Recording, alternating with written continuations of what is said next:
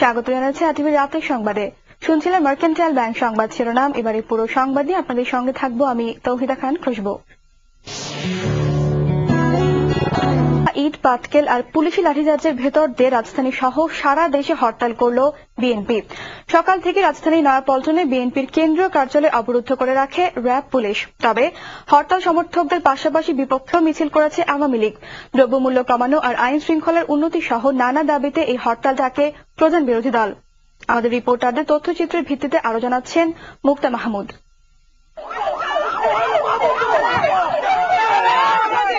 নেতাকর্মীরা সক্রিয় ছিল বঙ্গবন্ধু এভিনিউতে।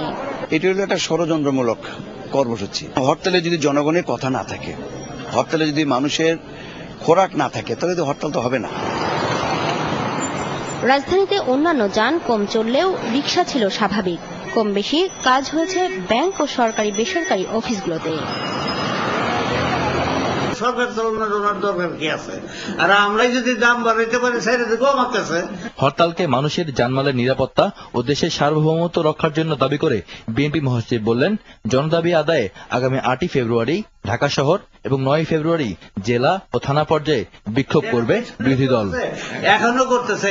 এই নোমান শিবলি, আরটিভি, ঢাকা।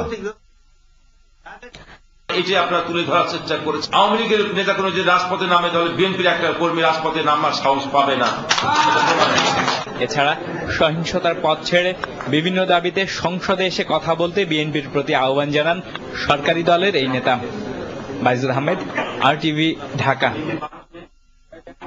বিএনপি সমর্থিত ব্যবসায়ীরা মজুত করায় বাজারে বাড়ছে খাদ্যপণ্যের দাম। সকালে সচিবালয়ে মন্ত্রী পরিষদের নিয়মিত বৈঠক। বিলুপ্ত হওয়া বন্যপ্রাণী রক্ষায় বন্যপ্রাণী সংরক্ষণ আইন 2010-এর চূড়ান্ত অনুমোদন দেওয়া হয় মন্ত্রী পরিষদের এই বৈঠকে। নাফিদা দৌলা, আরটিভি, ঢাকা। হেয় করতে কোন দৈনিক পত্রিকা কারো বিরুদ্ধে মিথ্যা ফেলে দেওয়া, কিন্তু পত্রিকাগুলি যখন একটা মিথ্যা বানোয়াট নিউজ করে তার প্রতিকারটা কি পাশাপাশি বোধহয় দুইটাই ভাবা উচিত।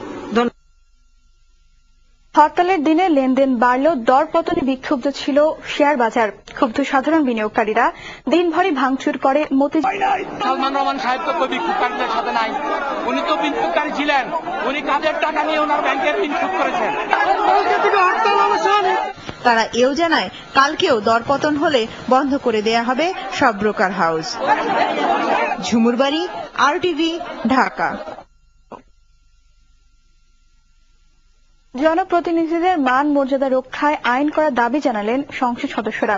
সোমবারের অধিবেশনে মন্ত্রী সাহারা খাতুন সংসদকে জানান, বিএনপি চেয়ারপারসন বেগম খালেদা জিয়ার 2 ছেলে তারেক ও আরাফাত রহমান কোকর পাচার করা টাকা বিদেশ থেকে ফেরত আনার চেষ্টা চালিয়ে যাচ্ছে সরকার। আপনি সংক্ষেপে বলুন দয়া করে।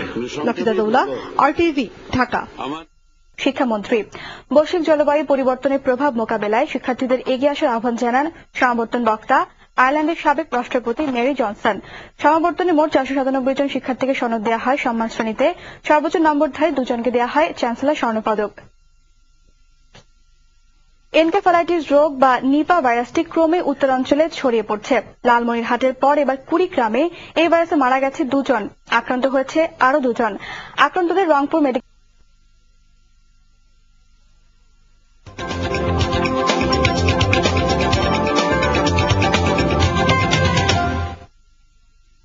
এবারে আন্তর্জাতিক প্রসঙ্গ। মিশরের রাজনৈতিক সংকট সমাধানে সরকারের সঙ্গে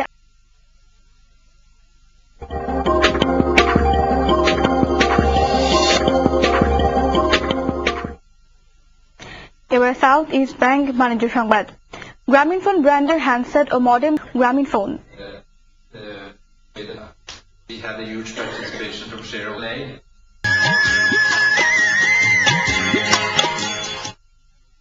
এবার এস আলম গ্রুপ চট্টগ্রাম সংবাদ। মহাজোট সরকারের 2 বছর পূর্তি ও যুদ্ধাপরাধীদের বিচার দাবি জোরদার করার অংশ হিসেবে চট্টগ্রামে মহাজোটের উদ্যোগে এক জনসভা অনুষ্ঠিত হয়েছে। মহানগর আওয়ামী লীগের সাধারণ সম্পাদক এনাম। এবার এসআরএম খেলা সংবাদ। সব ধরনের ক্রিকেট থেকে অবসর নিলেন ভারতের সাবেক অধিনায়ক সৌরভ গাঙ্গুলি। এর আগে পরপর 3 বছর কলকাতা নাইট রাইডার্সের অধিনায়কের দায়িত্ব পালন করেন তিনি। 2003 বিশ্বকাপে গাঙ্গুলির নেতৃত্বে। এবার সাংস্কৃতিক সংবাদ।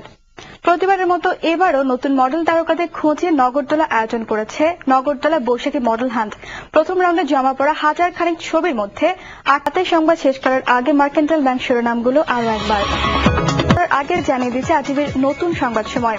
আজীবী সংবাদ দেখুন সকাল 10টা, দুপুর 12টা, 2টা, বিকেল 5টা, সন্ধ্যা 7টা, রাত 10টা, 1টা ও ভোর 4টায়। সবার আগে সব সংবাদ জানতে চোখ রাখুন আজীবীতে।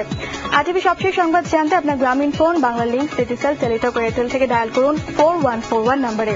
আর গ্রামীণ ফোন গ্রাহকরা আজীবী সংবাদ মোবাইল ফোনে পেতে ভিজিট করুন wap.rtvonline.com। শুভরাত্রি।